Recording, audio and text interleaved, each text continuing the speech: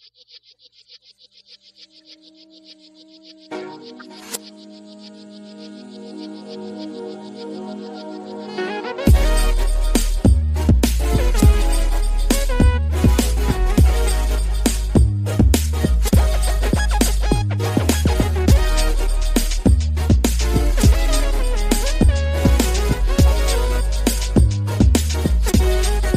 right. Rainier Avenue Radio World.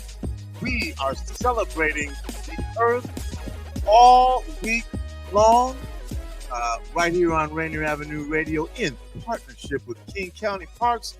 Earth deserves more than a day. Well, you know, I think we can all agree on that. And this particular discussion is an interview. My guest is Susan Altman, Executive Director for the American Lung Association. Susan, how are you?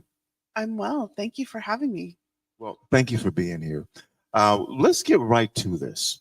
For anyone who may be unfamiliar with the American Lung Association, I think I know what the American Lung Association stands for and does, but I don't have a really good grasp of it. So just share with all of us. Sure. The American Lung Association, who are you? What do you do? Sure. The American Lung Association is saving lives by improving lung health and preventing lung disease. And we do that through funding research, education, and advocacy. Okay. I mean, it sounds, you could say more if you want to. I mean, American Lung Association, I'm thinking, I don't know what that, what are some of the things that you fund? What are some of the ways that you work within the community? Definitely. So we function under our strategic imperatives, or our pillars that we associate our work with. One of them is defeating lung cancer. We know that lung cancer is the highest mortality cancer of any cancers, more than breast, colon, and colon cancer, breast, and cervical cancer combined. Number one. Lung cancer. Mm-hmm. Okay. We know that we have an awareness need for lung cancer awareness and advocacy. We also work to improve the air we breathe, and that's, I think, what we're going to talk about today. We have advocacy work, research programs, and obviously education, like you're doing today. We also work on we work on tobacco prevention and cessation. A lot of that obviously impacts people of color. We also know that tobacco industries are marketing and targeting specifically to young adults, to our youth. And so that's work that we do. And then we work with all of the 46 lung diseases, asthma, emphysema, COPD that Americans have. And we know that there are more than 36 million Americans that are living with lung issues currently today. So we work to improve their health. We work to help their families and their caregivers. 36 million people is a lot of people that we impact daily. Connect this to me and to our audience with this thing that we're calling environmental justice. Yeah. How does it fit in? We know that clean air is essential to our health. Our lungs are the only organ in the body that's exposed to the environment. So we know that clean air impacts our health. We also know that climate change and the increasing temperatures on the earth are affecting the quality of our air. I loved the panel that you were speaking to before, talked about the injustice that communities have, because we know that we don't have equitable air quality here in the state of Washington, but also nationwide, worldwide. And those are issues that we are working on in that research, education, and advocacy space. Okay, so the question may be, why, if this is all the same air that we're all breathing, why do we have different air quality. Mm-hmm. Yeah. So we know that climate change is increasing temperatures. We know that that climate change is impacting the ozone pollution that's happening worldwide. And we also know that that climate change is affecting the quantity and severity of the wildfires that we're having. So it seemed like a couple of years ago, that was an annual event here in the Pacific Northwest in Washington, where we were having major wildfire situations. And we were having to, there was one day several years ago that air quality here in Seattle was the worst air quality in the world. I remember that. Mm-hmm. I remember that. So we're also seeing wildfires in Maui, in Hawaii last year. We also saw the catastrophic wildfires that were happening down in Los Angeles.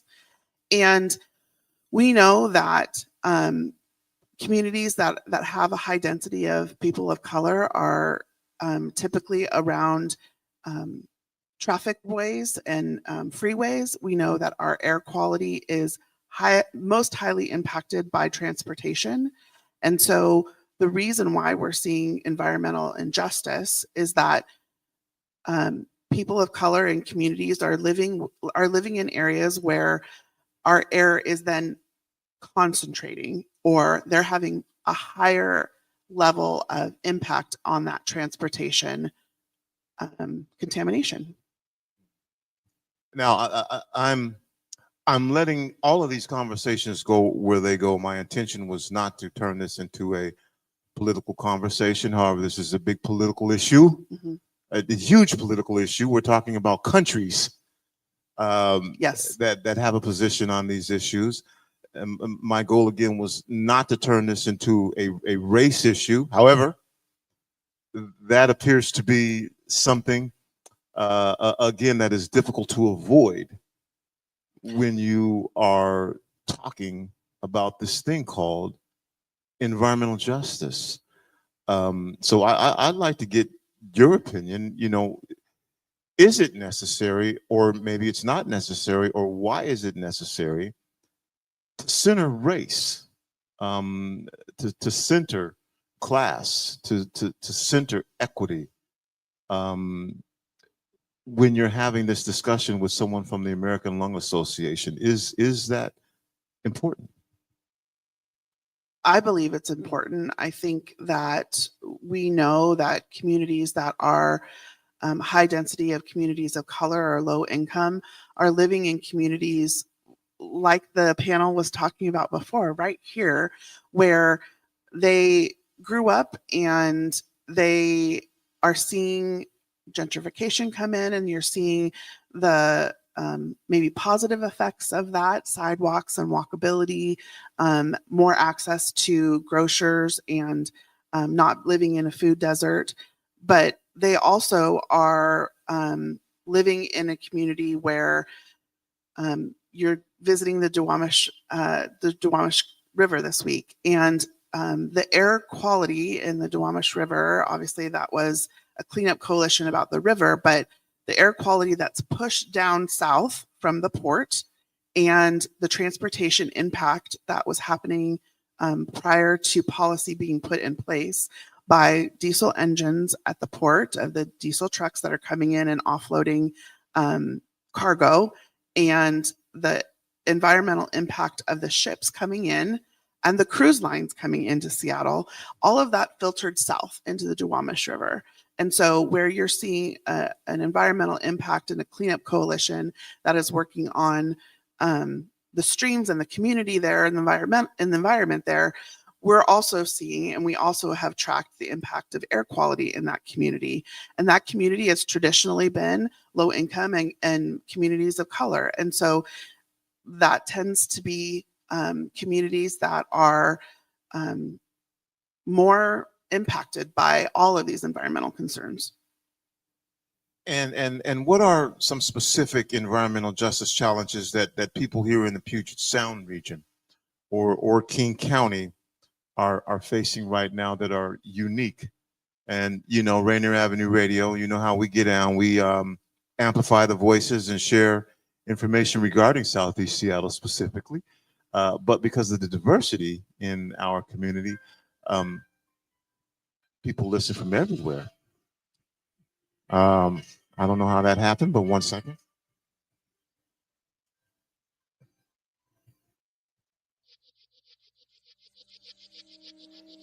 We are live. I'm back, Daniel. I'm back. Um, yeah, are there again specifically in Southeast Seattle in the Puget Sound area? What can you share with us what those challenges might be? And because again, whoever I'm assuming lives in these communities, whatever your race is, whatever your ethnicity is, whatever your age are, it's impacting everyone. And I would guess, right? Absolutely. I think that specific issues that this community faces um, center around accessibility. So the prior, and I said before, but the prior panelist was talking about walkability. Transportation is the most the highest impact on our air quality. So when we are using single-use vehicles, when we don't have a community that is easily walkable, when we don't have effective and access to effective public transportation, those are issues that are policy that's being made hyper locally. That's local policy. So the prior panelist was talking about voting and making sure that you vote, and that's absolutely accurate.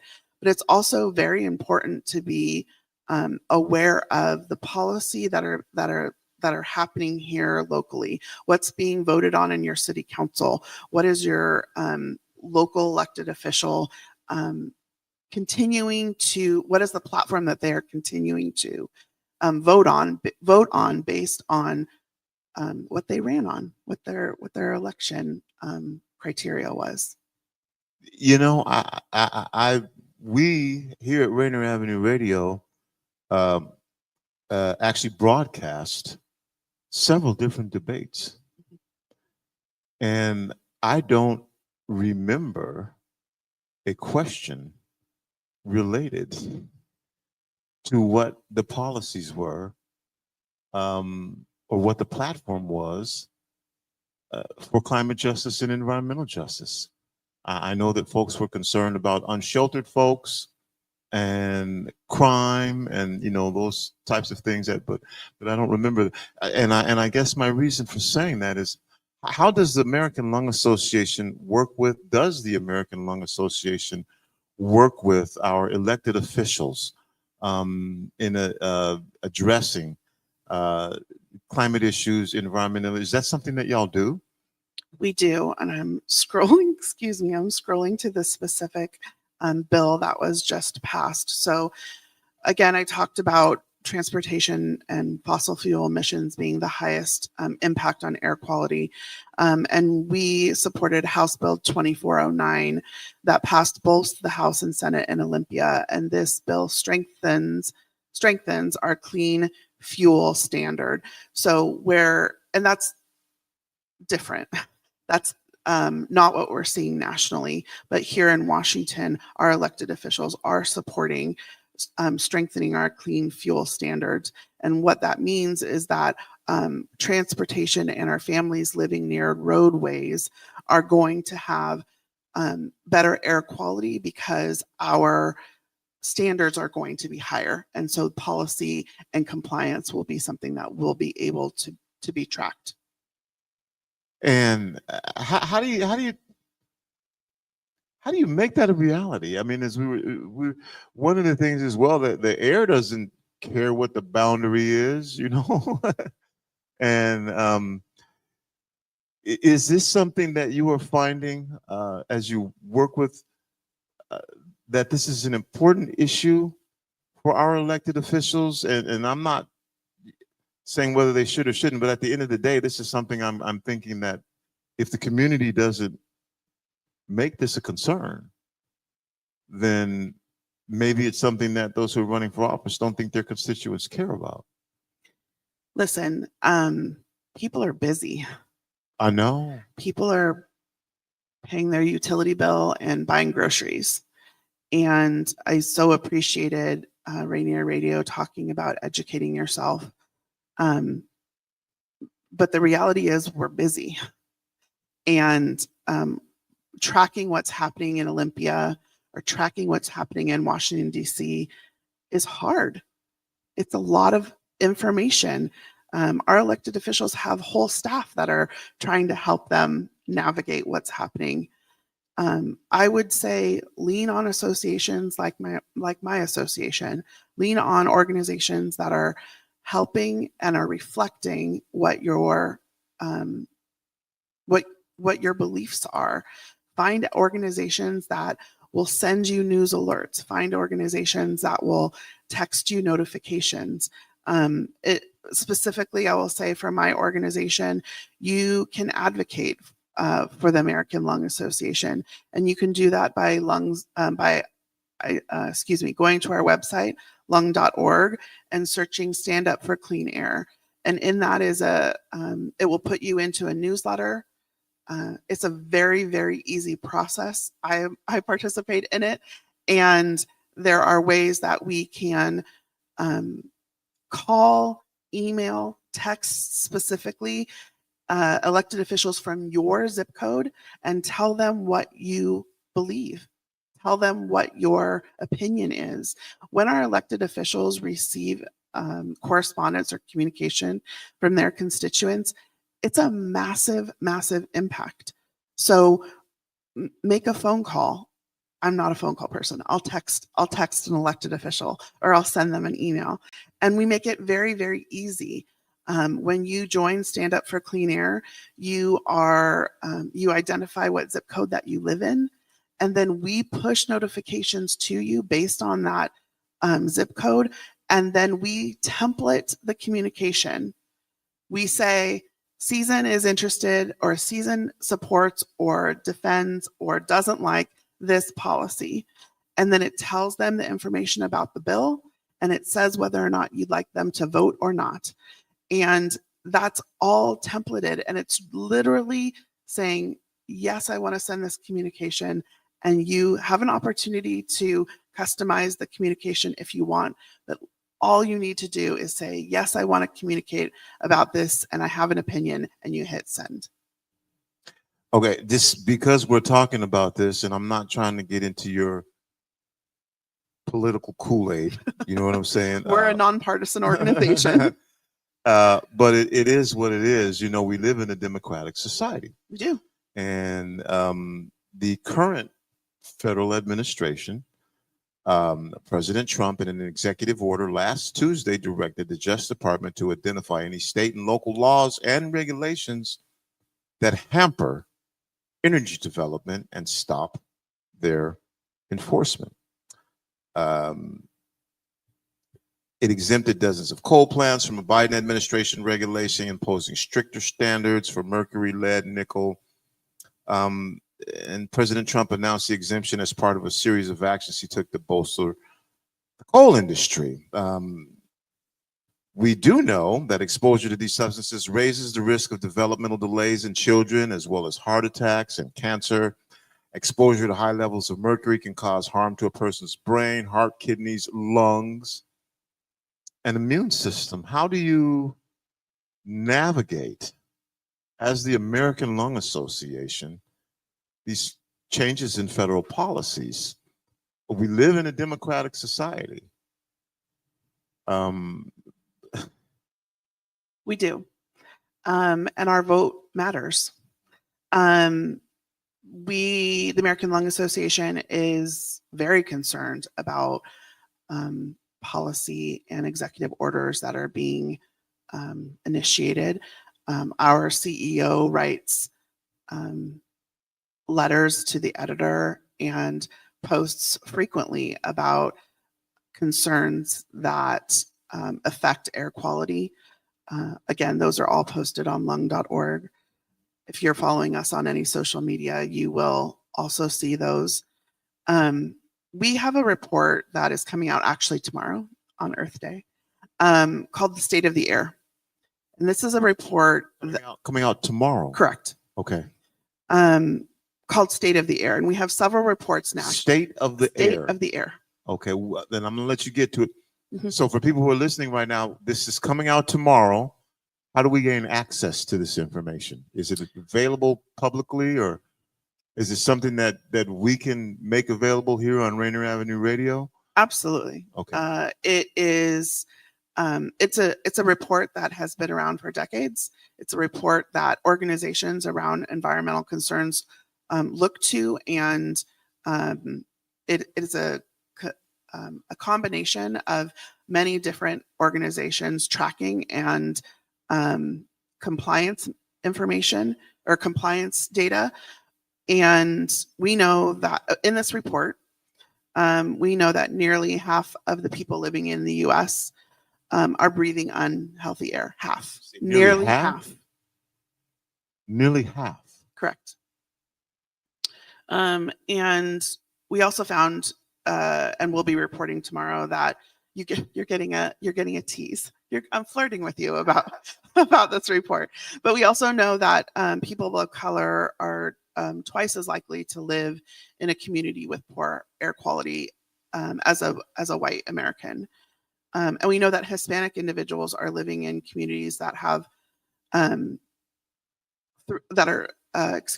living in communities that are 3 times more likely to live in communities that have poor air quality than a white American. So this is, again, like you said, fossil fuel supporting coal business that this administration seems to be supporting. This goes back to climate change and increases in air temperature. This goes back to your prior panelists talking about removing dams and access to salmon. All of this is all interconnected, and our lungs, again, are the only organ that are exposed to the environment.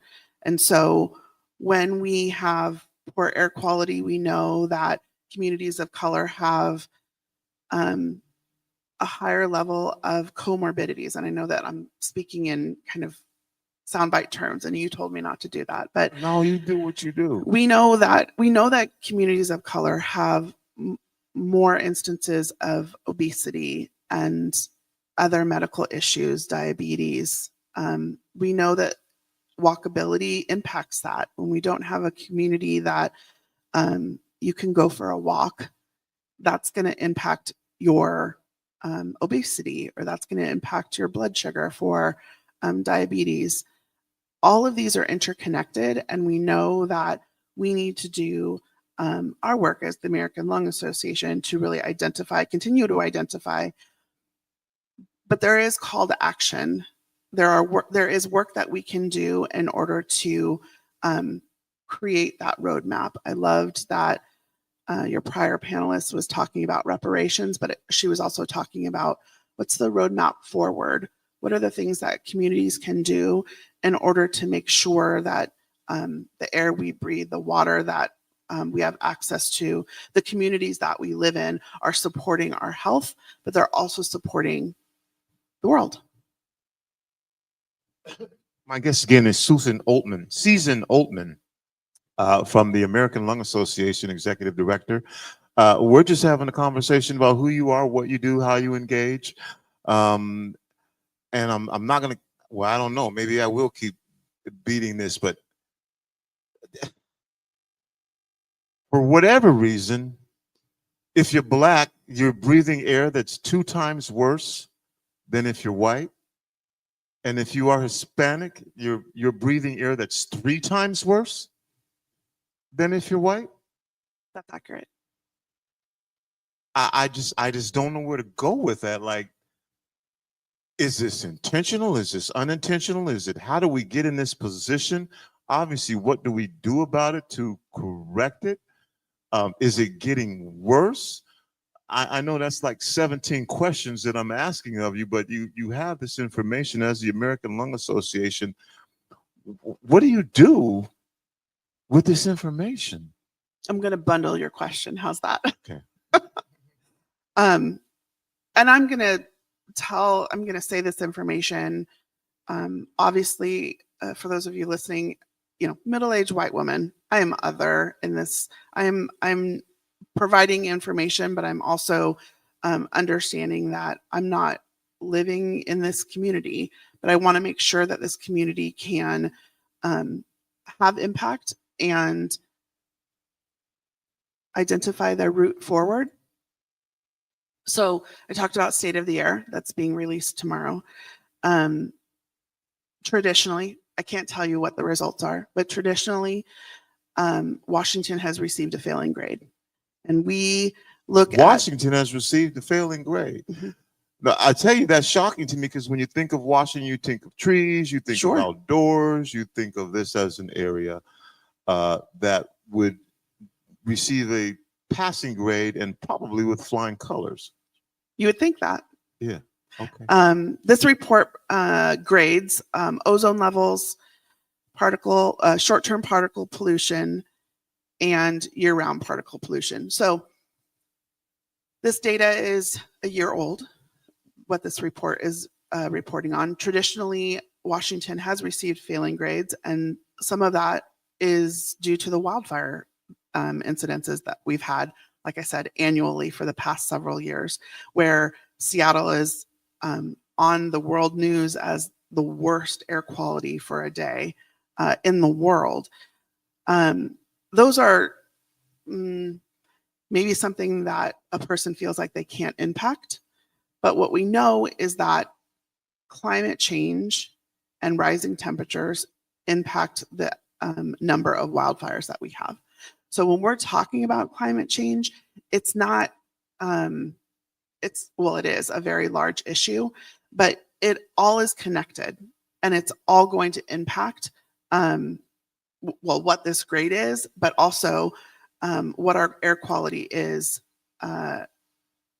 for the world, and especially in Washington State. So to your initial question about why is air quality most impacted in communities where people are living that are low income and people of color, that tends to be where communities can find affordable housing. I talked about the Jawamish River and the air quality that comes south from the Port of Seattle. That air just comes south and is stagnant. It doesn't circulate. Air quality, Yakima Valley in Washington, very, very traditionally receives the worst air quality, top 10 worst air quality in the nation. And that's about. And where is that again? Yakima Valley. Yakima Valley. Mm-hmm. Okay, Yakima. So we're seeing that again. This is air that is coming in from the Strait of Juan de Fuca. It's moving over the mountains, and then it's being stagnant in that valley. That valley becomes like a bowl, and the air quality and the air emissions, the ozone emissions that are happening there in agriculture, in pesticides and things that are used in agriculture, that just sits stagnant in that valley. And so that valley has, again, top 10 worst air quality in the nation. And we also know. I know I'm repeating it. Worst air quality, top 10 in the nation, in our state, in Yakima Valley. Correct. And when I'm giving you a statistic where Hispanic individuals in Washington have 3 times higher likelihood of having poor air quality, we know that migrant farmers are a high population that's existing in the Yakima Valley. To your question about whether it's purposeful, I don't think it's purposeful, but I think it's a reality.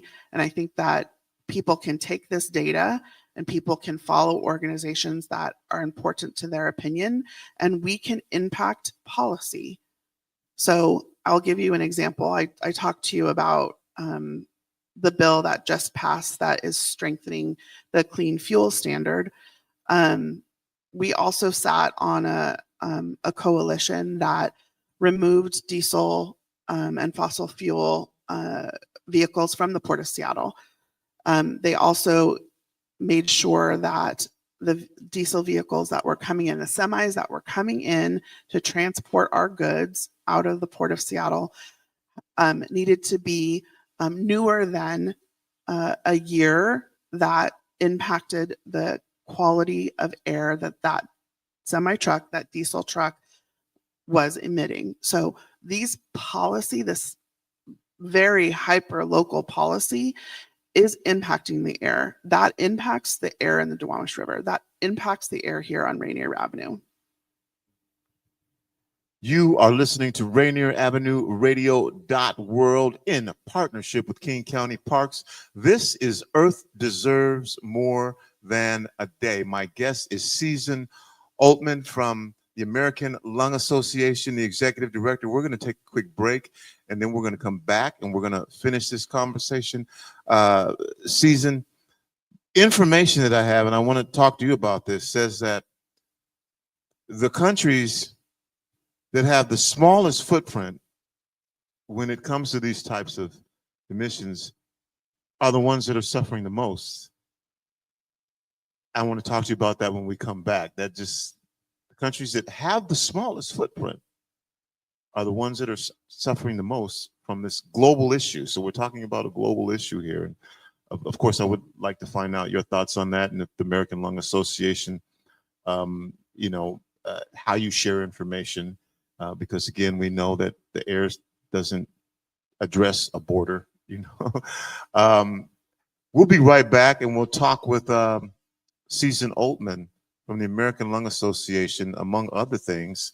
Again, this thing that I find, if you're creating the least footprint, why is your country suffering the most? And what are we doing about that? And how are we addressing that? And maybe we're not. I don't know. We'll be back right after this.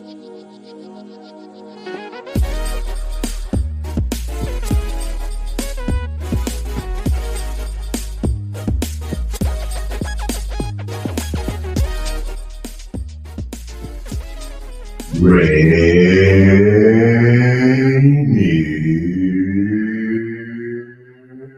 Avenue Radio.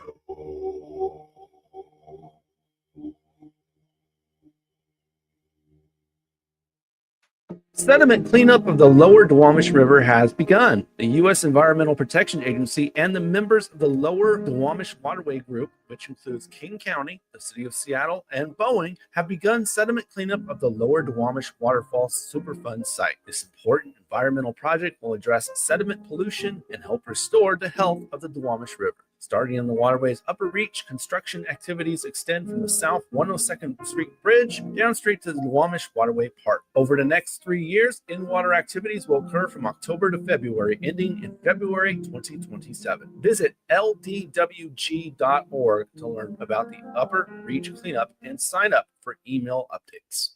Hey, Seattle, tune in to Lidline Sports every Monday, 7 p.m. to 8 p.m. What up, yo? We are back. This is Pep, and the man that don't take no mess, Mr. O.P.I.S., Mr. Stevenson. What say you? I hope you see the hat that I'm wearing right now. That's how mad I am. I do. Man, you are angry. I just want to make that be known. Tune in to Lidline Sports every Monday, 7 p.m. to 8 p.m. Lidline Sports. Hey, community, listen to New Hope Missionary Baptist Church every Sunday, 10:45 a.m. We invite you to get up and call a friend and tell them that New Hope is on live. This is the day that the Lord has made. Let us rejoice and be glad in it. And now, our pastor, the Reverend Dr. Robert L. Jeffrey Sr. Everybody clap your hand, come on. Listen to New Hope Missionary Baptist Church every Sunday, 10:45 a.m. This is a Rainier Avenue radio message on fentanyl awareness in our communities. We need to be a community in order to solve this problem. When I hear fentanyl, like you said, Tony, there's a lot of people who don't want to talk about it. And there is so much negative stigma that is attached to fentanyl, and it's this othering of the community right up until it is their family member, which is increasingly happening. And I hate that a lot of people just refuse to engage in these conversations until it's too late for their family member. A secondary trauma is something that we also hold space for and have to live with as well. This community has, I think, experienced a disproportionate amount of impact from just drug use in general. This has been a Rainier Avenue radio message on fentanyl. Ladies and gentlemen, this is Rainier Avenue Radio .world, the station that cares about our community. Yeah.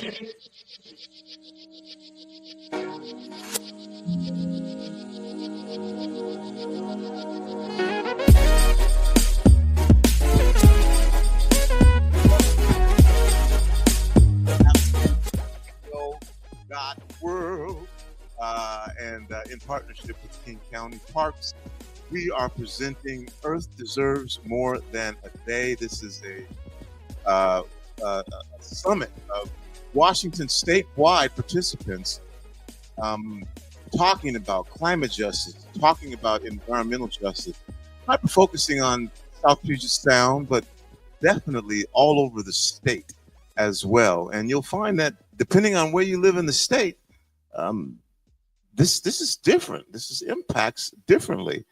Well, not just in the state, but countries in Africa and Southeast Asia and the Caribbean contribute the least to global emissions, but suffer the most devastating climate impacts, from droughts to floods to food insecurity. How can you help me make that make sense? I mean, I don't know whether that's in your wheelhouse or not, but everybody has lungs, and you mentioned that, and that is the one organ that, what did you say? That the one organ that's exposed to the that's environment. Exposed to the environment. And so if you're doing what you're supposed to do in your particular country, again, in Africa, Southeast Asia, and the Caribbean, and you're contributing the least to global emissions, but you're suffering the most devastating impacts. What make that make sense to me, or what we can do? How do we do this? No, I can't make that make sense. I think that the U.S. has a responsibility to be in coalition with worldwide leaders that are interested and supportive of environmental change. And we have a responsibility to lead that effort so that the impact that we have as a country on climate change, on increasing temperatures, on rising water, on air quality will impact the world. Like you said, air doesn't have a border. We know that environmental impact that we have here in the US is absolutely affecting Canada and Mexico.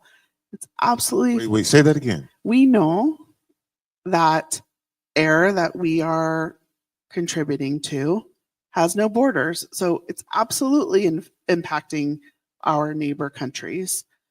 We also know that we know air pattern. We know weather pattern. We know that countries in Southeast Asia that you were naming, in Africa, that air is part of a weather pattern, that those toxins, those ozone emissions are going to travel. So while we talked about the Duwamish River and Yakima Valley having really pockets of air and that poor air quality stagnating, we also know that air quality travels the weather patterns. So of course the sins of America are going to be impacted of those other countries. So just kind of again, this is Susan Altman from the American Lung Association. Can you kind of share what happens to the lungs when we are breathing. I don't know what to call it, but you could call them air particles, or you. What are these things that we are breathing, and what is it doing to our lungs? And whatever this is, it's happening twice as much in Black communities and 3 times as much in Hispanic communities. So what is it that is impacting? What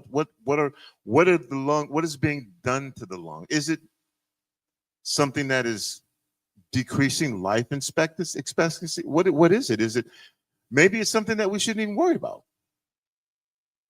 I believe that we absolutely should be worried about it.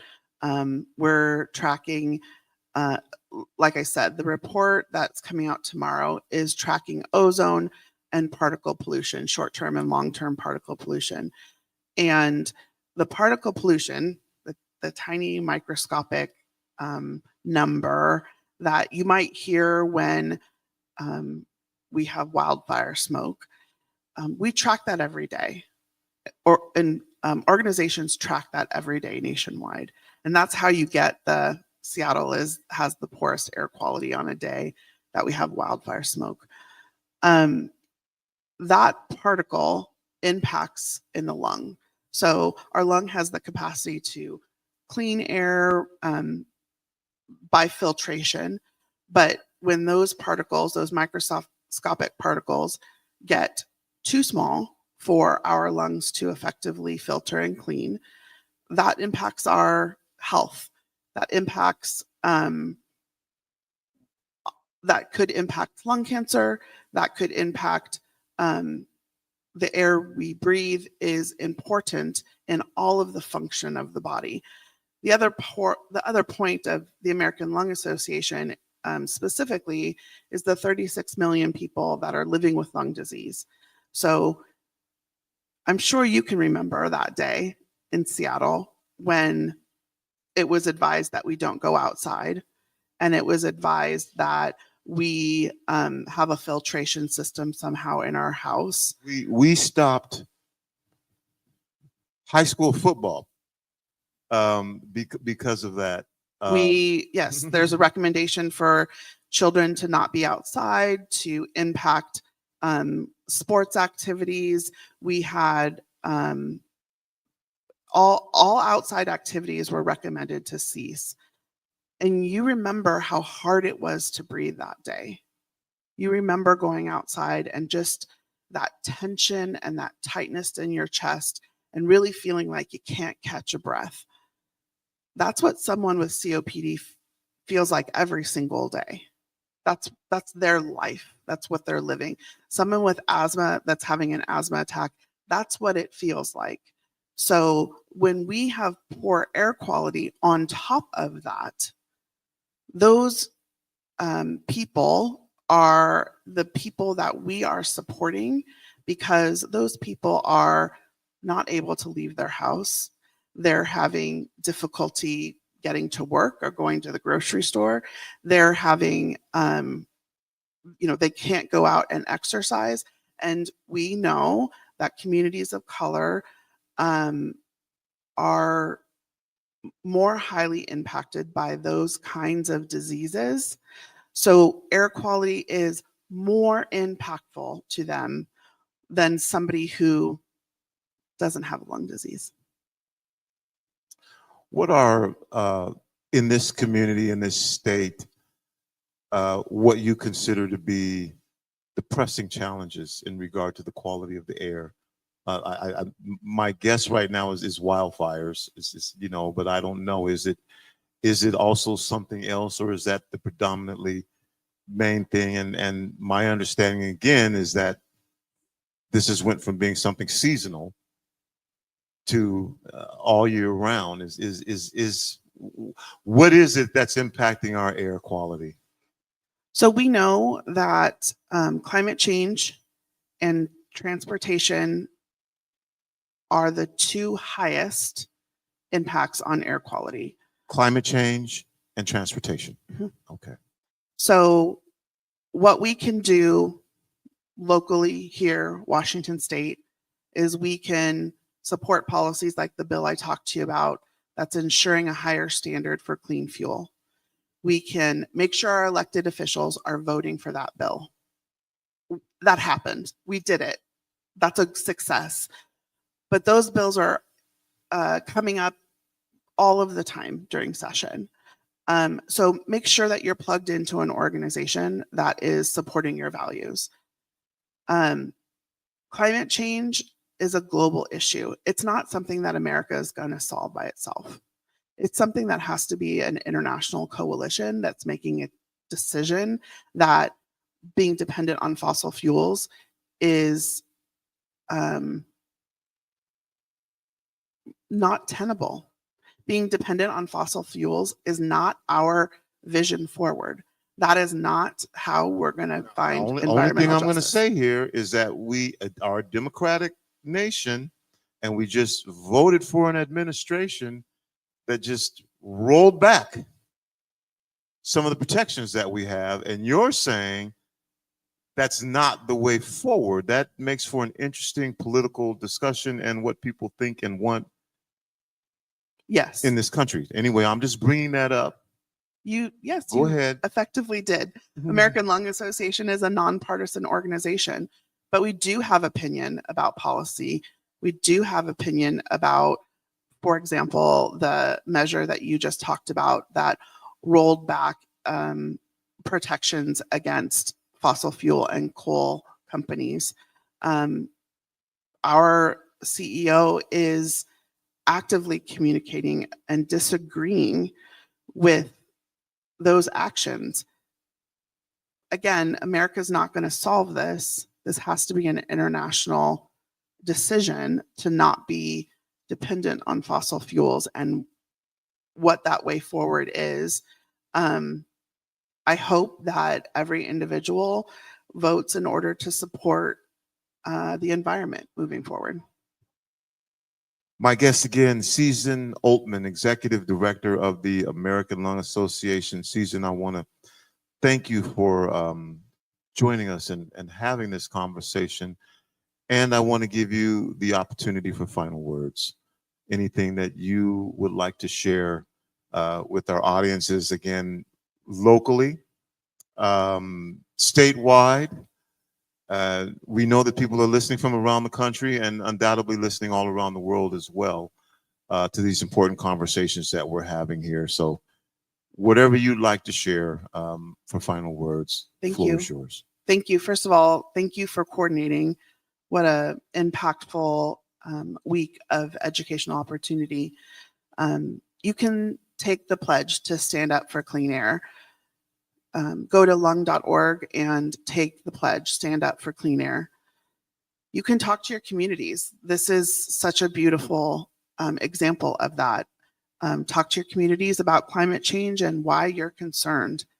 Climate change is a broad topic, but it can be immensely impactful to each individual person.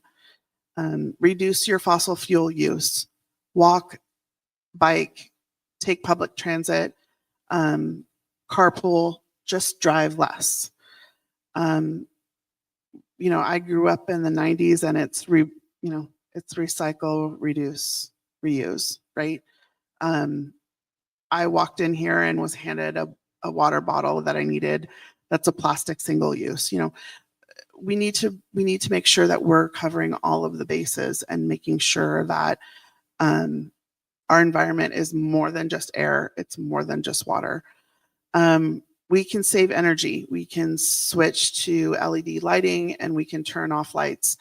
And finally, we can conserve water. So this is all environmental. These are all the things that I learned in kindergarten that we're still talking about. Be a global citizen. Thanks, Tony. Thank you for joining us. Again, you're listening to Rainier Avenue Radio. Daniel, producer, we've got coming up next. Let's see, celebrating student power and perspectives. And then after that, how climate justice ties in with systems of oppression. Oh boy. Okay. That's what we've got coming up next. Like I said, we're going to be here all day. We're going to be here for the next 5 days. We're going to be here until Saturday. A lot of different panel discussions going on, a lot of different perspectives on climate justice and environmental justice. I can tell you this much for sure. As humans, we are intrinsically intermingled with the earth. This is our one earth. So